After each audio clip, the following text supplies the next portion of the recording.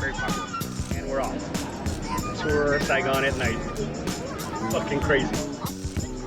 Yeah, look at that. Well, come along with us as we take this night tour on the Saigon Night Bus Tour. It's a popular activity in Ho Chi Minh City, and it offers a very unique perspective of the city's vibrant nightlife. It's a mind-blowing experience to the senses.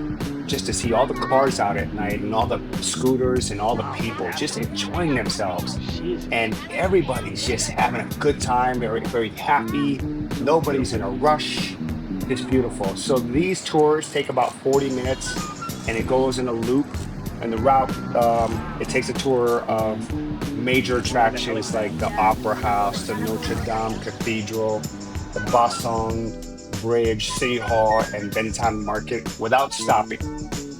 It does include audio, but that's not necessary. You're just looking at everything. You can't stop looking at everything. And it provides a really nice panoramic view of Ho Chi Minh City, illuminated landmarks and bustling street activities, making it a great way to experience the city's nightlife from a comfortable and elevated perspective. Just a great way to see the city. I highly recommend it. And make sure if you do this tour, check the weather because you don't want to do it during the middle of the day. You can get sunstroke. It's super hot, super humid. And if you're not ready for this, you're going to get beat up. So do this tour at night and it would be the way to go because the sun is down and the heat is gone. That's the way to enjoy it. You don't want to be suffering out there. Why would you want to pay money and suffer? Speaking of money, this thing was dirt cheap. I forget what it cost. I mean, it was like $7 each, if that. But the streets, man, they're packed with locals on the scooters because it's cooler at night, so that's when they come out. And we're learning that. We're out and about early in the morning, and we come back and kind of chill indoors like most locals until about 4 or 5 o'clock. Then we head back outside and do our thing. But as you can see, traffic is crazy. There's no road rage. A lot of horn beeping, just basically to let people know where they are. I'm coming up behind you, I'm coming up on the left, coming up on the right. The cars are the ones that have to somehow make it work. I mean, there's gridlock everywhere. Look at this, it's madness.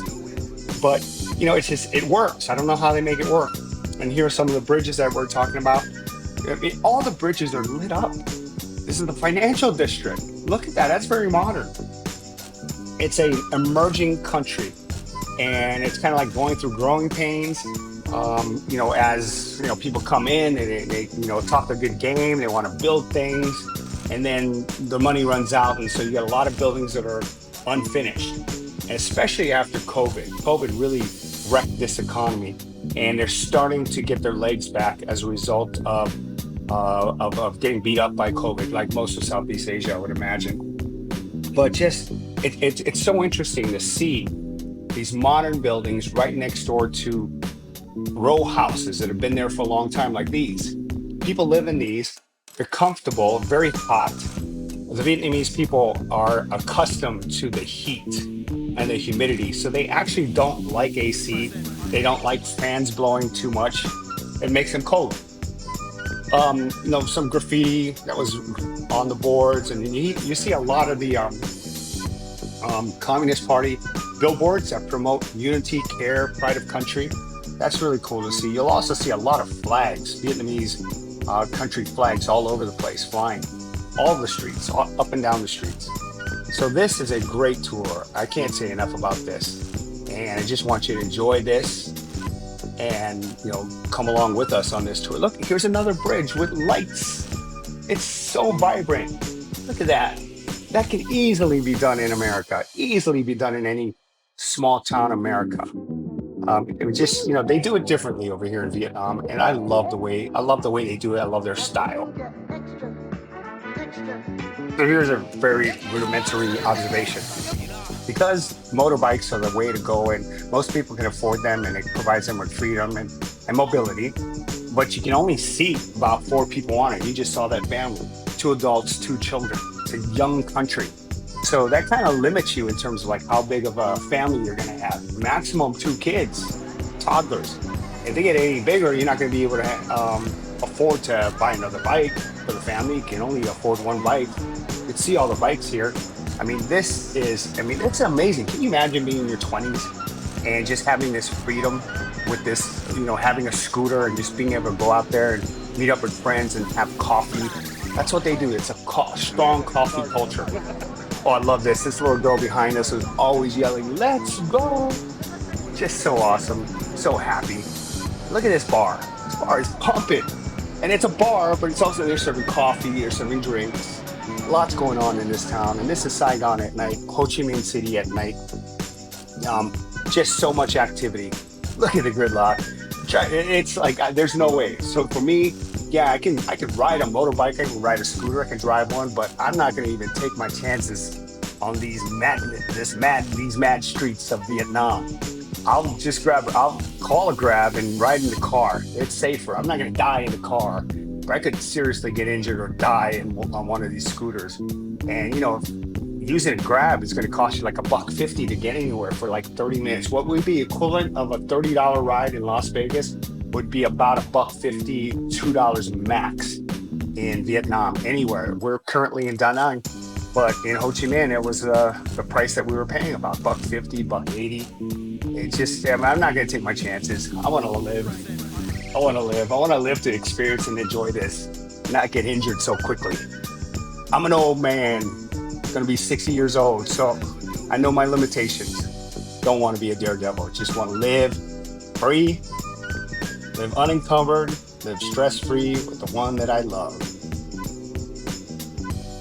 This is what's cool. We finished the bus tour and we got to this walking street. It's called Nguyen Hue Walking Street. It's a huge plaza and it is filled with families, kids, couples, friends, just walking, blowing bubbles, playing on the ground. It's so clean. It is so clean.